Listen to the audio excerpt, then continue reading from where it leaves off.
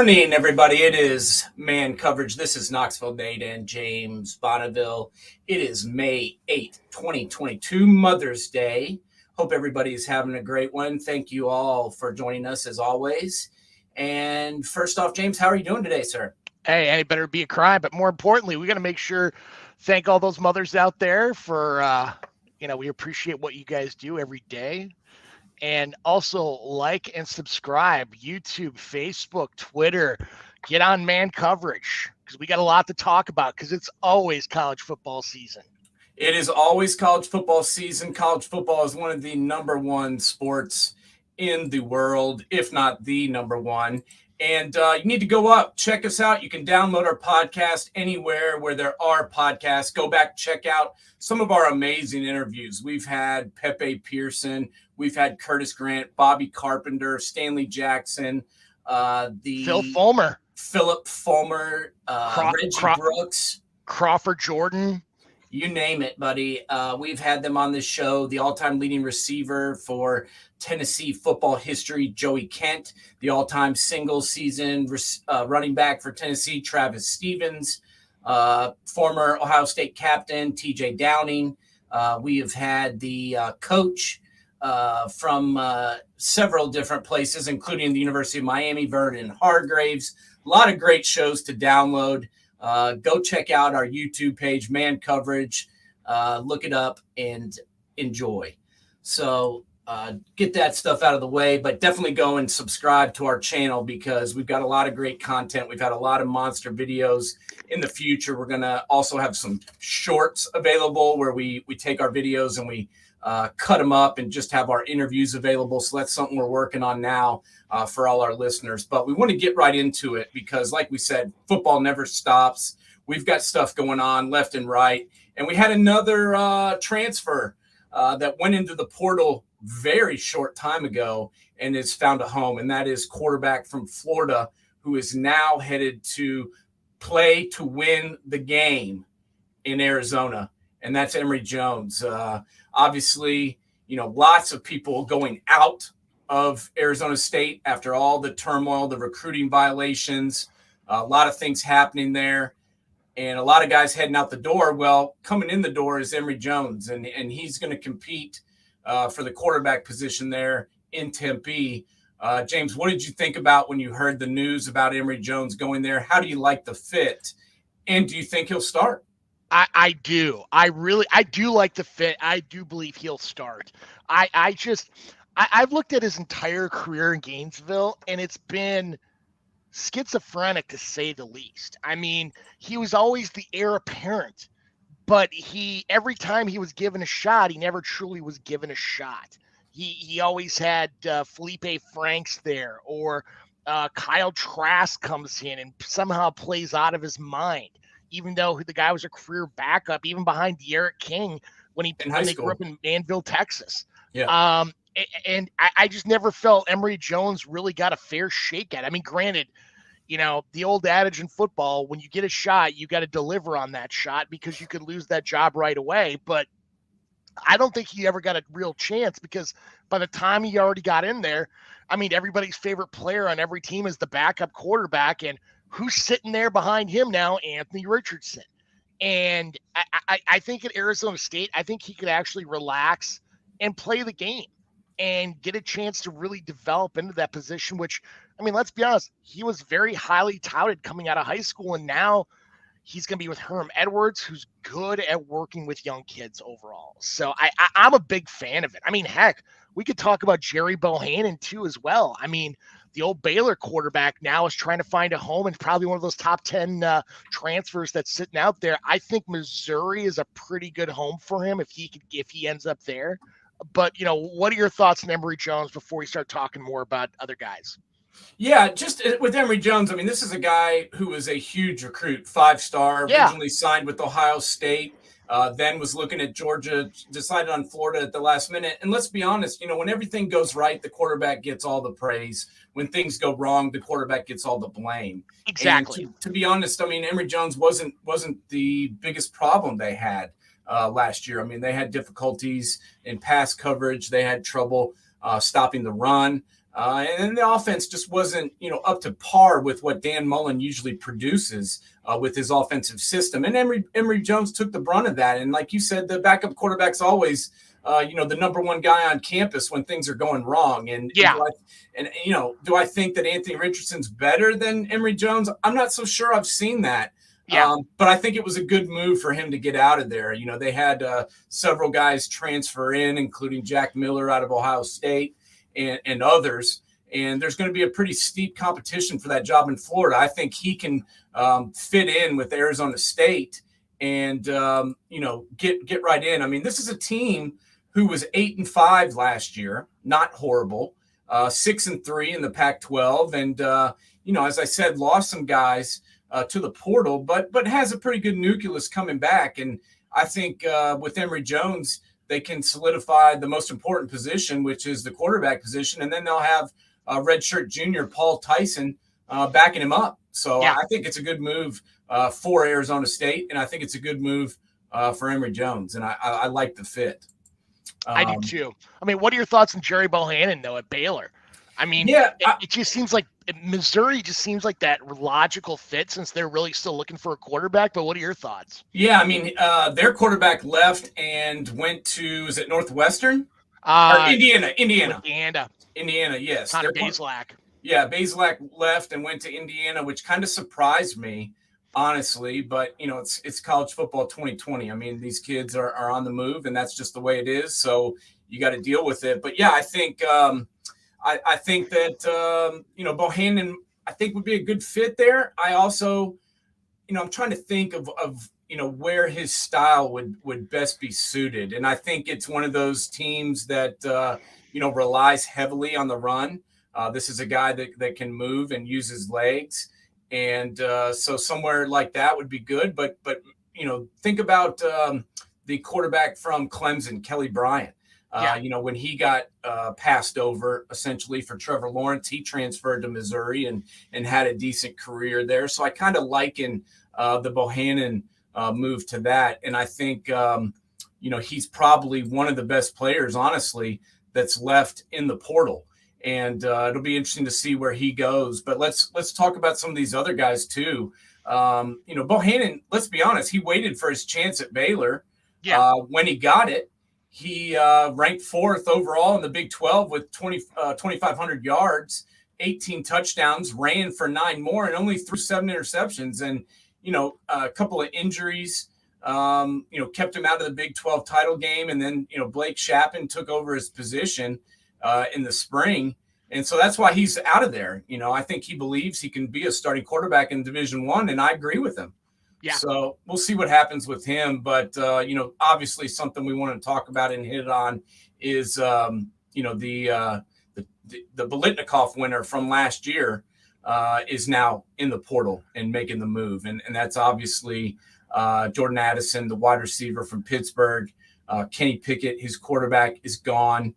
And now, we found out that he put his name into the portal at the last moment and is going to be on the move. What did you think about when you heard Jordan Addison hitting the portal?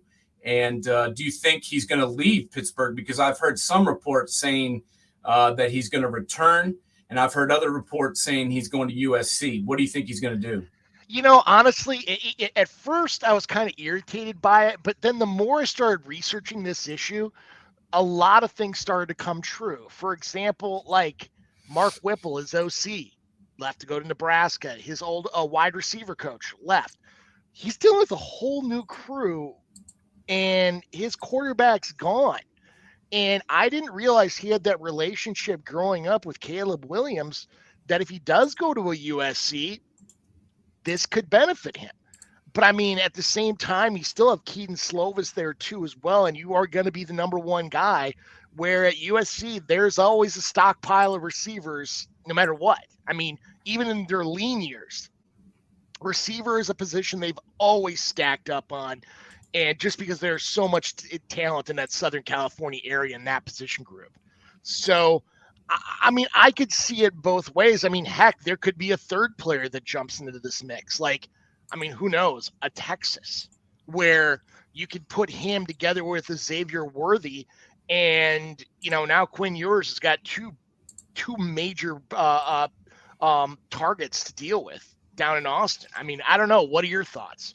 Well, I've heard also that in the offseason, he worked out with Bryce Young, the quarterback Yeah. from Alabama, and he was training with him all offseason. And, right after he left his training session with Bryce Young, this is when his name went into the portal. So I could see him going to Alabama. I mean, look at Jamison Williams last year, who wasn't getting the playing time that he wanted at Ohio State. A lot of people questioned him transferring to Alabama, and look what happened to him. He became a top 11 pick and one of the first wide receivers taken in the NFL draft overall. So, it could be a good move for him. But Alabama makes sense. I mean, because besides Jermaine Burton, they don't have much there on that receiving core. I mean, it's not like 2 years ago or 3 years ago when you had 4 first-round draft choices sitting in that receiving room. Now, a lot of their guys are unproven. Yeah, very young. They're very, very young. So, I mean, I could see how that would fit. And Bryce Young, I mean, talent speaks for itself. Yeah, this guy proved himself last year. He's one of the top. He won the Heisman Trophy. He's one of the top returning quarterbacks. And, I could see Jordan Addison going there, especially considering, let's talk about Alabama for a second. Like you said, Jermaine Burton has gotten on the field, but really hasn't been that breakout guy. He's a junior. He'll be a junior this year. And then really after him, you got Ja'Cory Brooks and JoJo Earl, who are sophomores, true sophomores, and, got some playing time last year, but by no means broke out. Yeah. So I could see him walking in, taking over and being potentially their number one wide receiver. And if you're the number one wide receiver at Alabama, you're getting picked in the draft because your numbers are going to be there. So I kind of been leaning, the more I think about it, the more I feel like I could see him going to Alabama. I could see it too. I mean, it's such a different game now than it was before that it's, I mean, heck, anybody could jump in the mix in this whole thing. I mean, at least we got some stability. We know who's not going into it since we've passed that portal threshold. So, I mean, you never know. I mean, heck, you could see a player go down, first, second week in June with an ACL doing an off-season workout thing, and suddenly Jordan Addison, who's still probably looking for a home, could look at that school because he could find that being a good home for him. I mean, it's going to change the dynamic quite a bit from this point moving forward. Yeah. The other thing is there's still a lot of wideouts left in the portal. I mean, we got Jalen Robinson from UCF, was third in the AAC 2 years ago with 979 yards off 55 catches and 6 touchdowns. He was slowed last year with an injury, only had 322 yards, but he's supposedly fully healthy and he's got eligibility left. There's also Deion Smith, wide receiver from LSU. He's still out there. Same thing as Robinson that I just mentioned. He was slowed last year with an injury and is going to leave probably LSU. You got Ricky Pearsall from Arizona State, who led the Sun Devils in receptions last year with 48. And he's on the market as well. And Cam Johnson from Vanderbilt. You got Demon Demis from Texas A&M. So there's a lot of wide receivers still out there. Cody Jackson from Oklahoma. A lot of wideouts still out there in the portal, and probably that's the most abundant position still available. So if you're needing wideouts, that's probably where you may head. And that has been the case since the portal's opened up.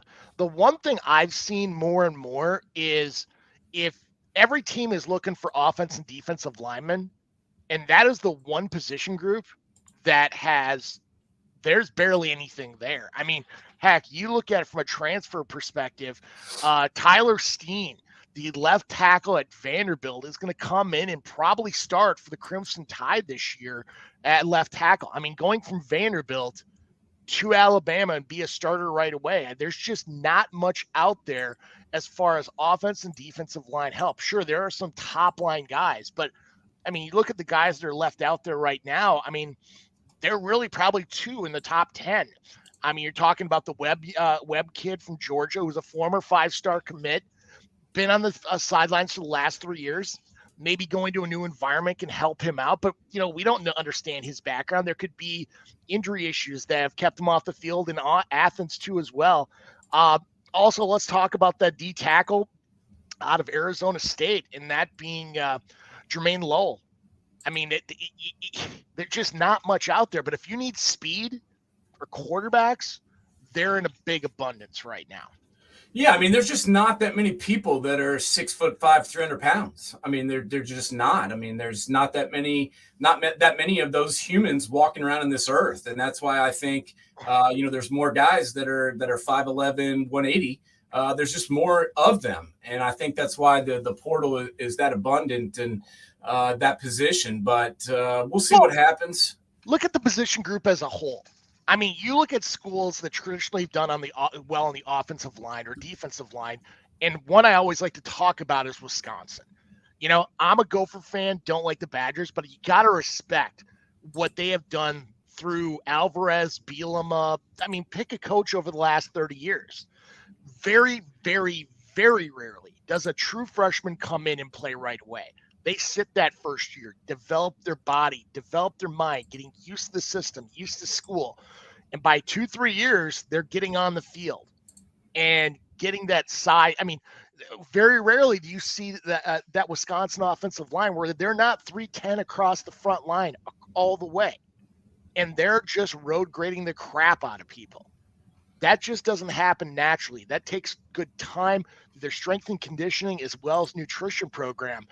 I mean, sure, there are players out there like you're going to see J.C. Latham, I'm guessing, going to be lining up at right tackle this year for Alabama, and he's going to be great.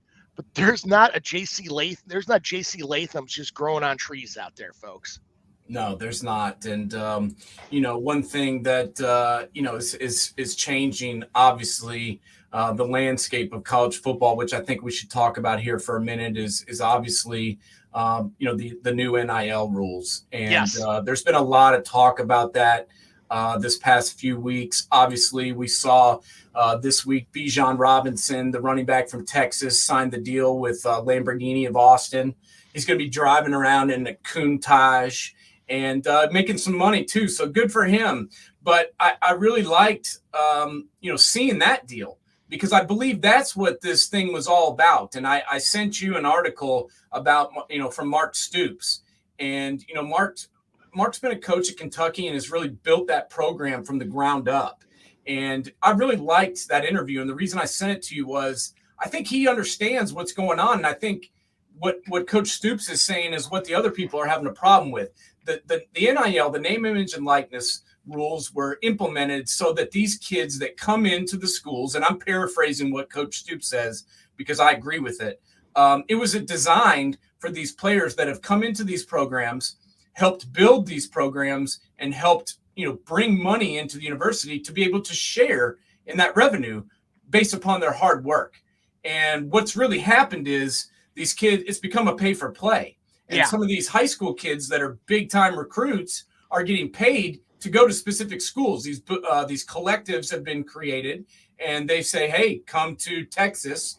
We'll give you, an NIL deal for $3 million once you sign your commitment papers."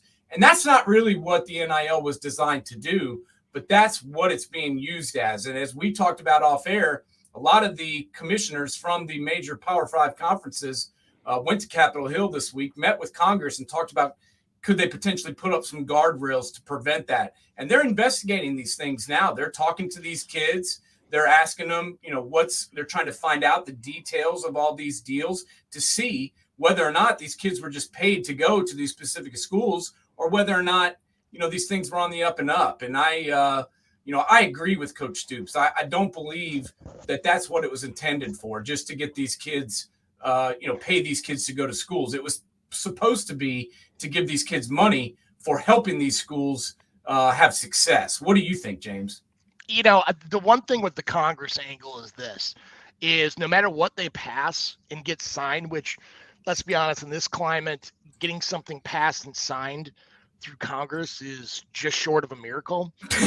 But I mean, then you're going to have a problem with Justice Gorsuch and Justice Kavanaugh, who during the last ruling dealing with NIL basically told the NCAA that if you come back with something pretty flimsy to us, even passes legislation, we're going to stick it to you. So I really wonder what this next step is going to be. I can't see it where, sure, you get through Congress, but are you going to get through the courts? And because, I've heard of ideas out there like, well, should we go back to you have to sit out a year on the transfer? Well, that's going to go to the courts instantaneously. There's so many things. The only thing I could actually think of is that the players end up unionizing. Yeah. And that the universities are behind it for that to work. Because then you could kind of put some guardrails in place and the players are going to be part of that process. But I don't know. College football could change a lot in the next 10 years, especially with the Big Ten deal coming down, TV deal coming down the pike. And we still don't know what it is, but we're hearing the numbers out of it, which are, man, they're out of control. They're big. Yeah. Yeah. And I don't know. Let's be honest. Okay. I tell the truth on this show. I always have, I always will. That's just, you don't get anywhere, in my opinion, from lying. And let's be honest. Let's call a spade a spade. Some of these kids have always gotten paid. You go back to before any of this NIL even came about. Jeremy Pruitt and the boys were handing out McDonald's bags with cash in it. And I joke about that because I live here in Knoxville. But let's be honest. Some of these kids have gotten paid to go to schools before. Yeah. Before any of this happened. And you're never, ever going to stop that. But at the same time, as I said, and as Coach Stoops said, and as I agree with him, I think that the NIL was designed to pay these kids who don't have any money and are making millions of dollars for their university. They should be able to go sign autographs and get paid for it. They should be able to sell their jerseys or have T-shirts with their likeness on it and get the money from that. And that's been a cool thing to see happen. And I think that, what people don't want is the NIL going in the other direction and just only being used to entice people to certain programs. And, as some of these smaller school coaches have said, they already had trouble competing with Alabama. They already had trouble competing with Georgia, Clemson, Ohio State, you name the school, because their recruiting budgets are bigger. They can go and meet with more kids. They can go and spend more cash and send more people to see them or have bigger camps. And so now the gap is just going to widen because these smaller schools don't have these collectives and these big time boosters to pay these kids to come there. And that bothers me because I don't want to see, I don't want to see the gap widen. We were just starting to see some parity the past few years, and I want to see additional parity. I don't want to see the same schools winning the title every single year, but unfortunately, that's what's been happening. Yeah. And that's what's going to continue happening. You need a cross section across the country, because if you just start playing regionalized football, you become hockey what it was in the 1970s, where it just becomes a very, very far northern United States and Canada sport, and people down south. And you saw the transition of the popularity of that game after Wayne Gretzky got traded to the LA Kings. And if you just make it a Southeast and Midwest thing, think about the TV markets you are leaving in the dust. LA, San Francisco, Seattle, New York. Go down the line. You're talking about top 10 markets. And that means at some point, the TV money is going to go backwards, not forwards.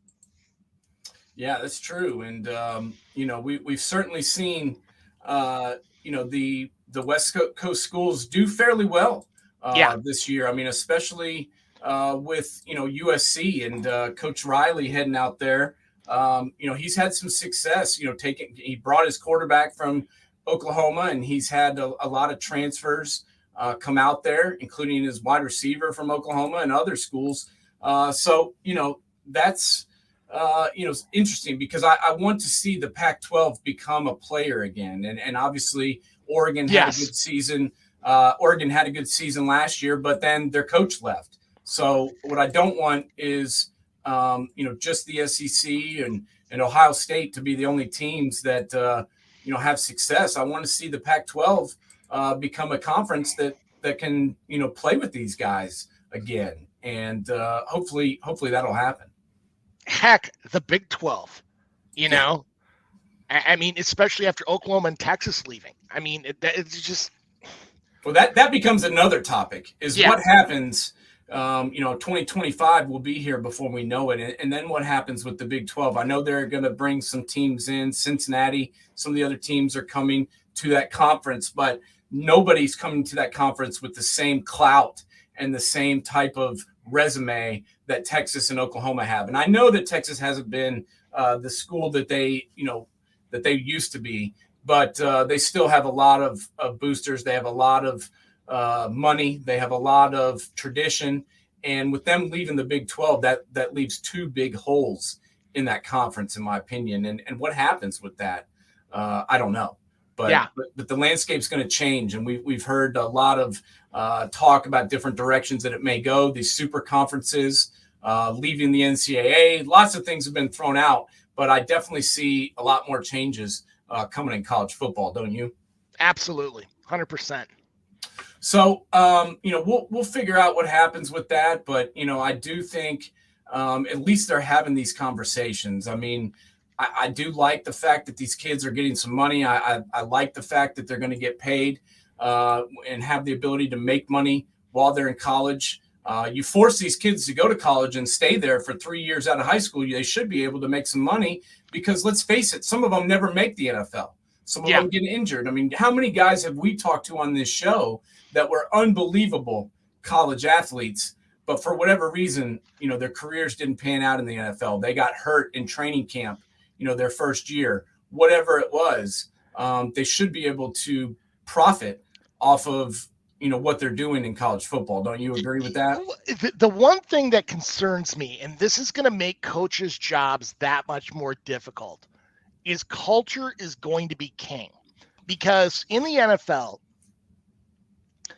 position coaches don't make as much money as the players they're coaching. Right. And now we're getting 18, 19, 20-year-old kids that could have the exact same issue. Yeah. What is going to happen with that? Yeah. How do you keep that locker room together? Because there could be one player in the team that has a monster NIL deal, and how to keep that team together throughout the entire process. Because let's be honest, teams are won and lost in the locker room, not on the field. Well, and that's going to be very interesting to see what happens this year. Like we talk about, like Texas, for example, Bijan Robinson signs that deal with Lamborghini. Obviously, all of us know about Quinn Ewers, the quarterback. He signed a $1.4 million deal right out of high school, or actually, basically, while he still should have been in high school. Yeah, when he was sitting on the bench for Ohio State, and he's signed subsequent deals since then. What happens when they lose their first game, or they start off, 2-4? And Sarkisian's on the hot seat.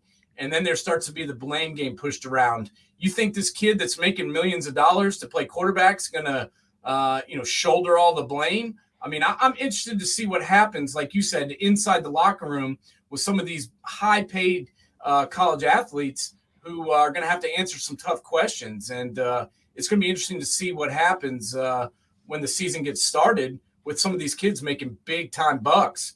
Yeah. And they're going to be, expected to perform. I mean, this is what we're going to talk about a little bit on the show is Texas in general. There's expectations there. There always is, but this year even more so. I mean, it's Coach Sarkisian's second year. He's got the big time quarterback now. There's no more excuses at quarterback. They've got Worthy at wide receiver. They've had a tremendous recruiting class, and they've had a ton of transfers come in, and they're going to be expected to win right away. Yeah. And, they've said that before where we've heard that Texas was supposed to be back and they were supposed to win. But, this is the first year where they've got the skill guys, but they may not have the offensive and defensive line in place to compete with some of these schools. And it'll be interesting to see what happens in the locker room. What do you think about Texas? And do you think they have enough to get back into the race for the college football playoff. Oh, I think the playoff. I mean, at some point, yes, I do. But is it going to happen anytime soon? No. I think they've got a lot of work to do, especially on the other side of the ball. I think they have been spending so much time on the offensive side of the ball. They're going to have to really redevelop that. I mean, in many ways, it's like early Mac Brown when he took over for John Malkovich. You're going to see this program really take a change where they're going to have to refocus that defense, because you look back at when they won that national championship against USC. I mean, they had quite the defense on that roster. I mean, you had Derek Johnson, first-round draft pick. Ross, the cornerback, first-round draft pick, whose wife was a sprinter. I mean, that team was legit. It wasn't just Vince Young and, like, let's roll out the rest of the guys. They had a pretty good freaking team where a lot of those guys played the next level. But the defense has been a hallmark of the Texas program for years of their success. Yeah, and let's be honest. I mean, last year, Sarkisian's first year was supposed to be, the first step to coming back into their own, and it didn't go as planned. I mean, let's be honest. It was a failure, a catastrophic failure. 5-7, losing to Arkansas in week 2, 40-21. That was before we realized how good Arkansas was going to be. But then that string of losses after the TCU win, they were right there with Oklahoma, and ended up losing the Red River Shootout 55-48. And then then they lost everything. They lost to Oklahoma State. They lost to Baylor. They lost to Iowa State. They lost that shocker in overtime to Kansas. They lost to West Virginia, and the wheels fell off. And you do know, though, I mean, those three teams you just named right there before you hit Kansas, I mean, we're talking about teams that really, really performed well last year. True. I mean, Baylor, Dave Aranda has really taken what Matt Rule has done and taken it to a whole new level, especially with Aranda's defensive mind and the type of speed and athletes they have there. Now, I want to see what Aranda can do at that next level in does he keep that same strategy of going after pure speed athletes, having a profile for each position and fitting those guys in, or does he have a different thought process going back to what happened at LSU or Wisconsin or Utah State and how he wants to develop that defense? Iowa State, I mean, Matt Campbell's, sure, was Iowa State as good as they were the year before? No, but they're a solid football program. And Oklahoma State's defense, they were an inch away from playing against Ole Miss in the Sugar Bowl. I mean, yeah. And you can't tell me Oklahoma State wouldn't have won that game. I mean, that defense, what Jim Knowles has done, I mean, there's a reason why Jim Knowles is now in Columbus, is Oklahoma State really never had a good defense, probably dating back to when, Jimmy Johnson coached Oklahoma State, which I guarantee a majority of football fans didn't even realize Jimmy Johnson coached at Oklahoma State. And it's always been a problem in Stillwater. Knowles changed that. And no, it's true. It's true. And they were close to playing in the playoff last year. Correct. They had a chance to make the playoff, and they were right there and could have played for a national championship. And this is what I'm talking about with Texas in general, is that, quarterback position wasn't the problem last year. And me and you talked about this before. Let's talk about that Red River Shootout game. Oklahoma won 55-48. I mean, it wasn't like the Longhorns couldn't score. I mean, Casey Thompson was the quarterback that game. He was 20 of 34 for 388 yards and had 5 touchdowns. Bijan Robinson, who we talked about earlier, 143 yards on the ground. Xavier Worthy, 261 yards and 2 touchdowns. Oh, he impressed the hell out of me in that game. I'm not going to lie. I always knew about him, but the routes he ran in that game just blew me away. But, you look at that game, it was a tale of two halves. Texas was up at one point 38-20 at the half. Yeah. And then completely imploded. End of the first quarter, up 28-7. Oklahoma tries to come back, gets it down to 11. Texas just keeps extending it out. But the second half, mean, don't get me wrong. Caleb Williams had an incredible game. And that pass in the fourth quarter to Marvin Mims for 52 yards was probably one of the best plays I saw last year. I mean, quite frankly, Williams was off balance, throwing that deep ball to Mims, and Mims just tiptoes into the end zone. I mean, that was probably one of the best plays I saw all year. Yeah, and that was obviously getting deeper into that game. That was when Spencer Rattler lost his job and Caleb Williams took over and then never looked back. And so that's what I'm kind of talking about, though, is Texas, the defense was the problem in that second half. Absolutely. And throughout that game, and the reason they lost. So, how's the defense going to get better this year? And are they going to, be good enough to compete in the Big 12? That's my question. And I don't know. We'll have to see. Only time will tell.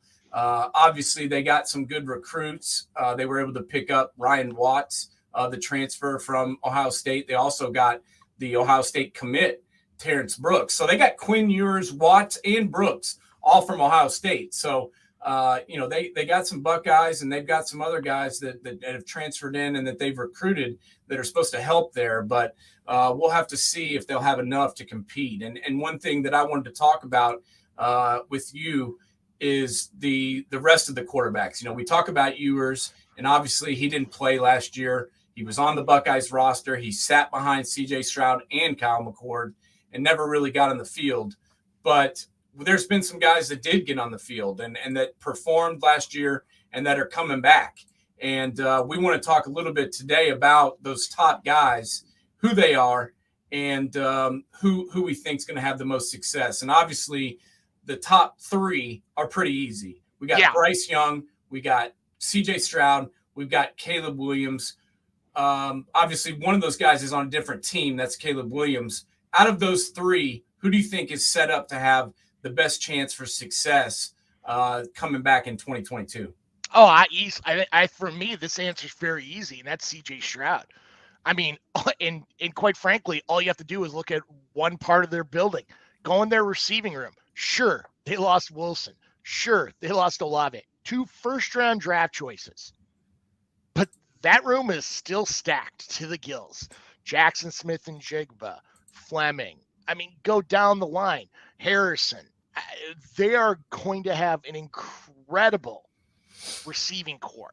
I mean, USC's receiving core is going to be good, but not nearly to the extent of what you're going to see in Columbus. And Alabama, I think they need a little bit of help besides Jermaine Burton. Yeah. No, I mean, the Buckeyes have got, you talk about Marvin Harrison Jr., who stepped up big in the bowl game last year and really showed flashes of greatness. You talk about Jackson Smith and Jigba, who proved himself to potentially be the best receiver on that roster last year, which is saying something considering the other two guys were drafted in the top 12 in the NFL draft. And then you got Julian Fleming, who was the number 1 player overall 2 years ago. Well, then you got Emeka Egbuka, who was also a 5-star. You've got Jaden Ballard and Cameron Babb, Xavier Johnson. All these guys have just been waiting for their chance. And then you've got 2 freshmen in Caleb Brown and Kyan Graves. So the Ohio State receiving core goes 10 deep, and all those guys could play anywhere in the country. So I think that if CJ grows a little bit, I think you're right. I think he's got the best chance for success. I'm interested to see what happens with Bryce Young in Alabama, considering all that they've lost. I mean, Jamison Williams gone, Mechie gone, their running back gone. He's going to have a lot of younger guys. I mean, let's be honest.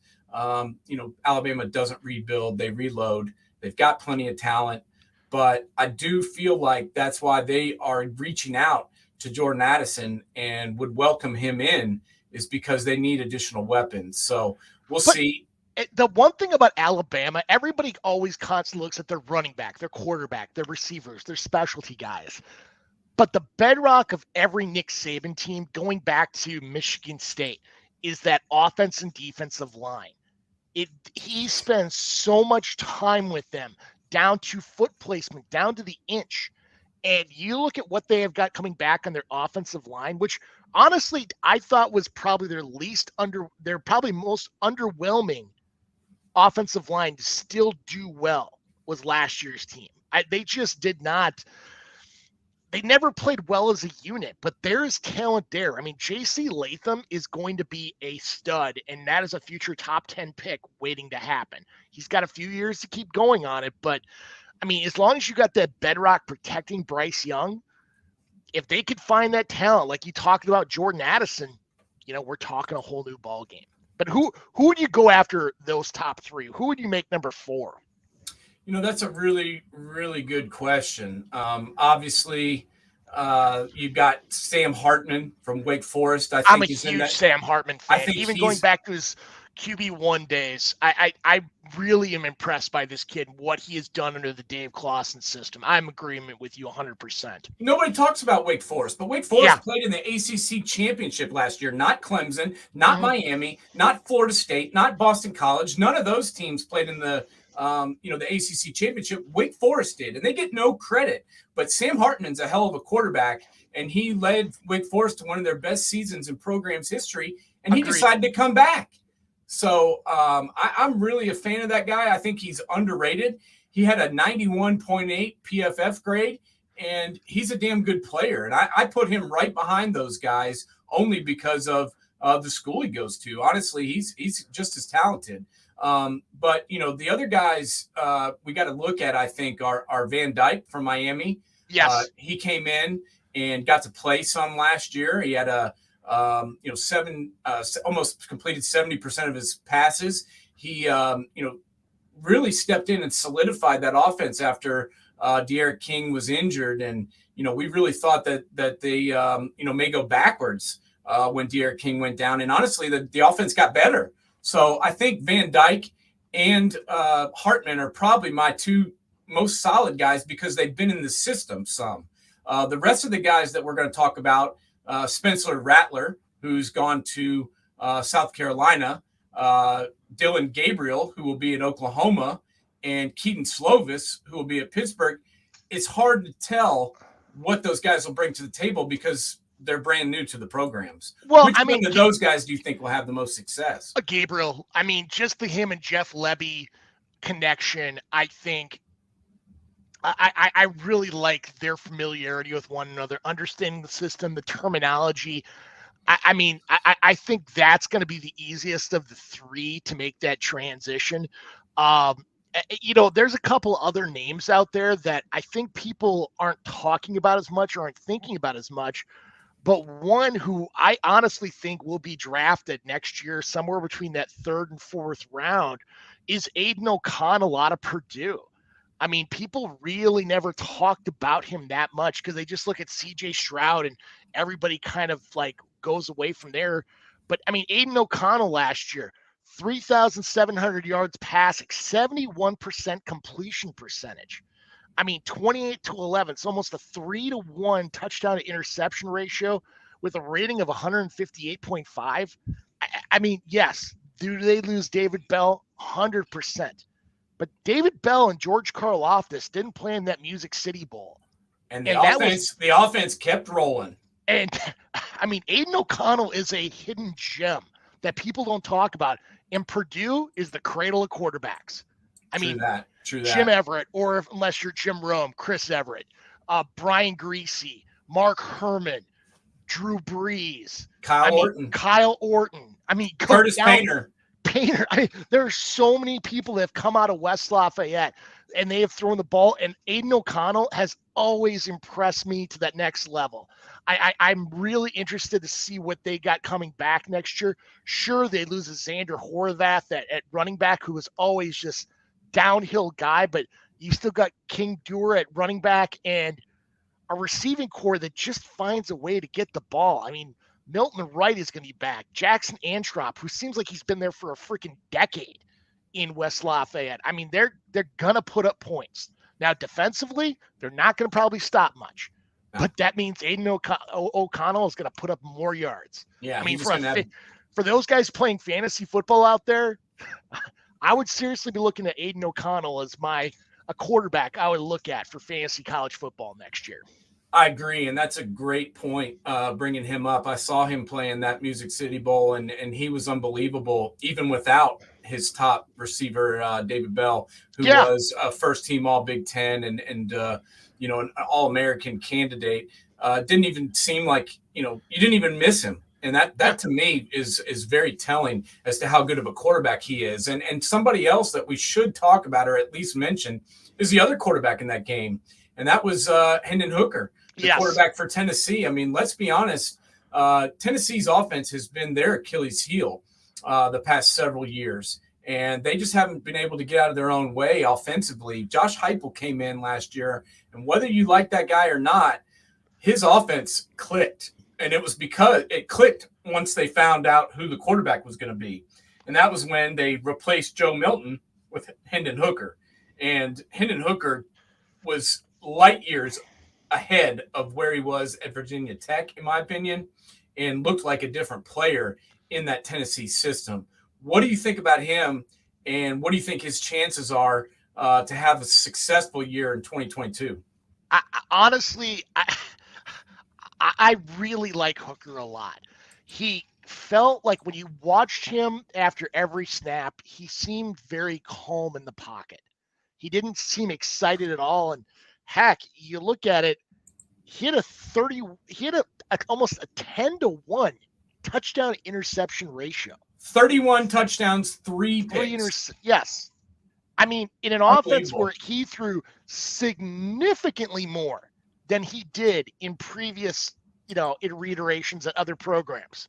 I mean, he went from being in 2019 of being a 60% completion guy to nearly a 70% completion percentage. Yeah. And 2020 and 2021, he had a little bit more attempts than he did all of 19 and 20. He had 312 attempts. In 2021, 302 attempts. Yeah. So in 2 years, he barely beat what he did last year. Well, yeah, in 2019, he started 10 games. Exactly. And only threw for 1,500 yards. And last year, he started 13 games and threw for 3,000. So almost doubled up his production. And this is a guy, too, that can run the football. Exactly. Now, that's the thing that he does. He doesn't just take off all the time. I loved his pocket presence last year for Tennessee because he didn't just, run away every time the first read wasn't there. He would get to his second and third read. But at the same time, they had some design runs for him. And if the pocket broke down, he was able to get outside. He ran for 616 yards, almost 4 yards a carry, and that's including the sack yardage. So he's a pass-first quarterback. He just runs out of necessity. And it was just the calmness in the pocket. I mean, especially in that Music City Bowl, he just, even though the environment and the hype was really high, it felt like he was, his pulse rates just seemed very low. His feet seemed very stable, and every throw, the release point was just right there. I really like Hooker. Now, a name of somebody who had a really good year last year, who I think is going to go back, is Brennan Armstrong, the Virginia quarterback. They lost a lot to the transfer portal, and I just don't see him putting up near the numbers he did for the Who's offense in the ACC in Charlottesville. I mean, what are your thoughts, Nate? Yeah, I mean, this is a guy who's kind of an unorthodox player, but he finished last year with a very strong rating. He led Virginia to some wins that we really didn't expect, and honestly, kind of overperformed or outperformed his expectations, in my opinion. Yeah. But like you said, what do they have coming back this year? Not much. But this is a guy who threw for 4,500 yards, 31 touchdowns, and completed over 65% of his passes. So he did show that he can play, but I just don't know what he's going to have around him next year. And I think he could take a step back, considering I don't feel the team is going to be as good. Not that the team was that great last year, but they had enough to kind of help him and make him look good at times. Not that he's not a good player. I think he is good. But like you said, they lost guys to the portal. They had guys graduate, and they didn't really add anybody of any significance, which surprised me, considering the kind of season he had. This is going to sound kind of funny, but I think the biggest loss that Brennan Armstrong is going to feel is on his offensive line. They lost their Remington center to the University of Michigan, and I'm trying to remember his name, Victor, and I always mispronounce it, Owatami.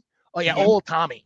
He is an incredible talent, and centers have become harder and harder to find in the game. A name you're going to also hear next year on that Remington list is a guy who I've been a big fan of since 2019, and that's John Michael Schmitz.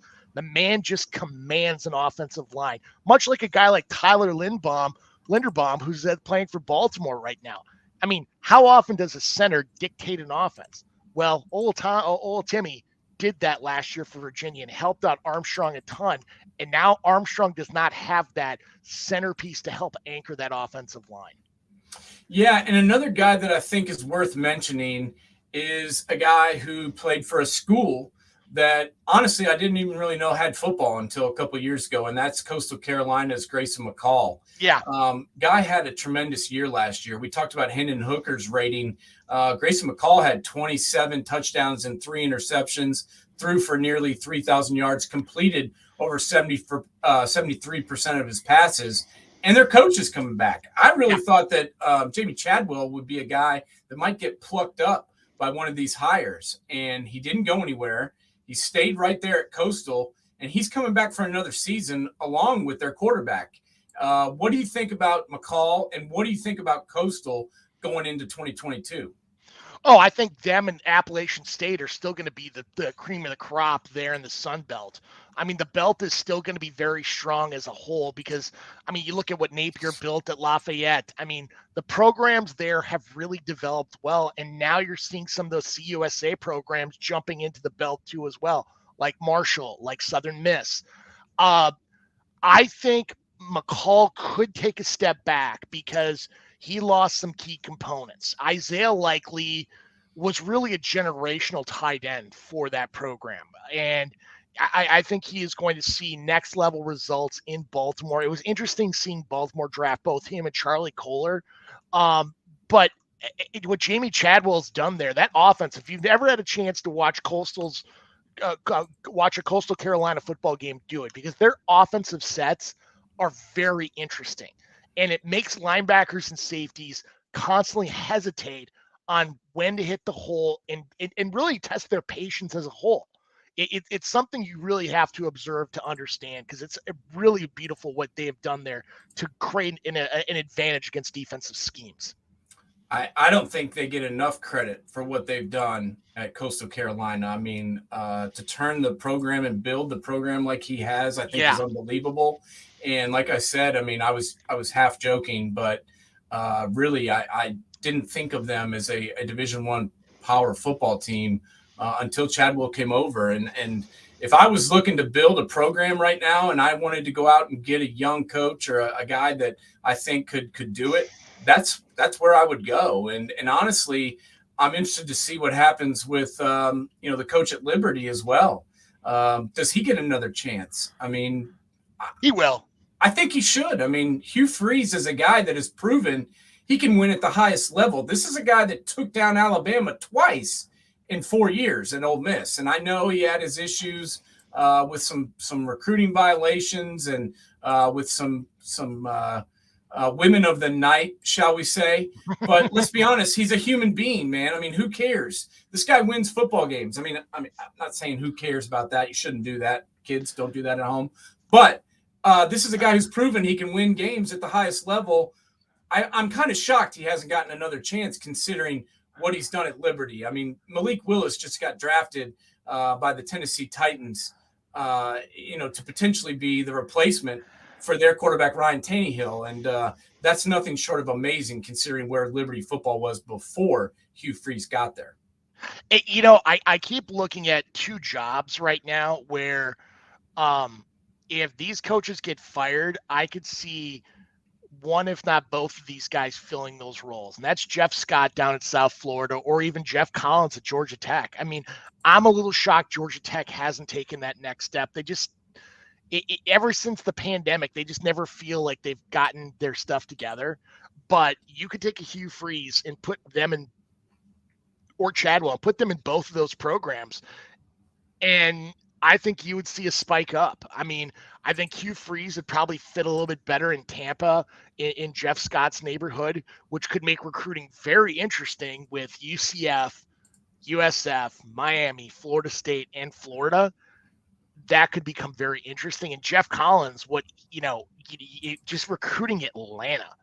And now you've got a unique offense. If Jamie Chadwell went there, I mean, the talent pool in Atlanta is only getting stronger and stronger and stronger.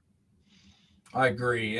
And one guy we mentioned, but I want to get into him a little bit more, two guys that we didn't really get to talk about, and that's Gabriel at Oklahoma and then Slovis at Pittsburgh. You mentioned that you think Gabriel will be more successful. Why? Do you think it's because he's reuniting with Jeff Lebby? Yeah, continuity with Lebby. He knows the language. I think the transition process is going to be pretty easy for him. Well, he was his OC, right, at UCF? Yes, at UCF. Correct. With Heupel as the head coach, mind you. Correct.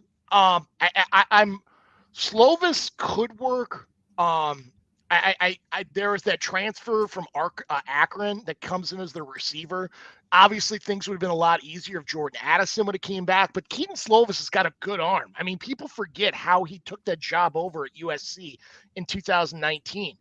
And because I believe that's another Arizona kid. He went to Desert Mountain I want to say, out of high school as a 3-star recruit. And yep. I think the kid could do very well there. It just – if you had to put a gun to my head and say pick one, I would take Gabriel just because of the familiarity with the offense. What about another kid, the other USC quarterback that transferred out, and that's Jackson Dart, the kid that's going to Ole Miss. Do you feel like he's going to win that job down there, or do you feel like he may have made the wrong choice in going to Mississippi? It's Lane Kiffin. I think Jackson Dart is going to have a little bit of a job. I think this job is not going to be solidified till late in the fall because Luke Altmaier is a really good quarterback. Yeah. I can't answer that question. I think Jackson Dart has upside, but I think the tutelage that he is going to get from the Lane train, I think could really help out too as well. I mean, he's becoming a quarterback whisperer. I mean, look at how much he has really changed Matt Corral's game as a whole. Yeah, no, he definitely got way better once Lane stepped into the head coaching role in Mississippi. I mean, this is a team that was 10-3 last year, and that's only because they lost that bowl game after Matt Corral got hurt. Yeah. I really feel like if Matt Corral would have continued to play in that bowl game against Baylor, I feel like Mississippi would have had a better chance to win and maybe could have won that. So now he's got two quarterbacks. Well, there is one more quarterback out there we should be talking about that used to be at Ole Miss that I'm surprised it's not on this list. And that's John Reese Plumlee down at Central Florida. Yeah. Now, the Gus Bus always has done well when he has a running quarterback. Especially a guy that's played another position and then moves back to quarterback like Nick Marshall, who led him to the national championship. Exactly. I just, as soon as I heard Plumlee going to UCF, I'm like, this could be really special, like incredibly special what he's got going there. So he is somebody, honestly, he could really do some damage because this is a kid that's got really incredible speed. Plus, he's got a throwing motion, but loves to run. I mean, Corral had to do a lot of the running that Plumlee would have done in the past where they would switch him out. Yeah. And obviously it banged Corral up quite a bit. I mean, heck, the Tennessee game, how many times did he run? 44. 44 freaking times. Yeah, I mean, they had to. The pass protection wasn't there, which is kind of shocking considering Tennessee's offensive line wasn't their strong suit, but for whatever reason, the protection wasn't there. And so Corral didn't have time to sit back there and pick them apart. And he ended up beating them with his legs. I mean, he ran for over 180 yards and like you said, ran it over 40 times and led them to a victory, a hard-fought victory, including that 40-minute stoppage of play with the mustard and golf ball throwing. Yeah. That was definitely interesting to see. So we'll have to find out what happens. But I think there's some very intriguing quarterbacks that, as we mentioned, are coming back. There's some very intriguing quarterbacks that have switched spots and gone to new homes. And which ones of those will have successes, only time will tell. But I think we gave a pretty good breakdown today as to which ones to really look out for and which ones we think will have the best situation. And, as we mentioned, it's all about fit. Who do you have in your offensive line? And one last thing I wanted to ask you before we left today is we talked a lot about that Alabama offensive line, how it's something they focus on. It's something that they really hone in on. And obviously, Evan Neal's gone. He got drafted, one of the top offensive lines taken in the draft by the New York Giants. And it looks like a senior transfer may be taking over that left tackle position, and that is the Vanderbilt transfer, Tyler Steen. Do you think he's going to win that job, and do you think he can hold up? Yes. Yeah, okay. We talked about that early on. Yes, I do. 100%. I mean, granted, we talked about how this in the past, how we, there's not much out there as far as offense and defensive linemen in the transfer portal. But yeah Tyler Steen, I fully expect that you're going to see J.C. Latham on the right side of the offensive line. I see that stability there in Tuscaloosa, which has always been the case, except last year. I think last year they were down. Yeah. Well, the offensive linemen, as we talked about in the portal, went very fast. Those guys, their names showed up, and then it's like instantly they were gone. And we talked about the freshman kid from, I believe it was Florida International. Yeah.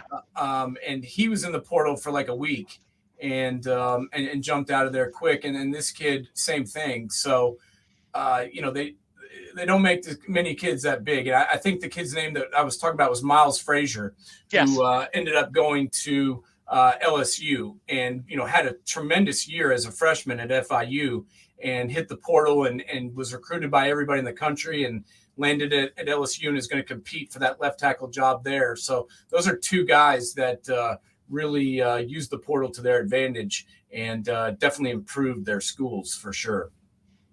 So anywho, we're about out of time here, but I did want to go tell everybody, like we said, go check out our YouTube channel, Man Coverage, Bonneville, Knoxville, Nate. If you need to put it in there to get it to come up easier, type that in after you type in Man Coverage. Subscribe to our channel. Check out all the great interviews that we've had, and definitely listen to all the shows that you've missed right there on YouTube. Man Coverage. Our channel is up and running. So want to thank James for your efforts today. Excellent breakdown.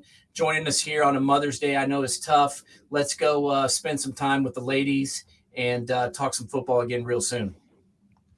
Have a good day. All right, bud. Thank you. Later.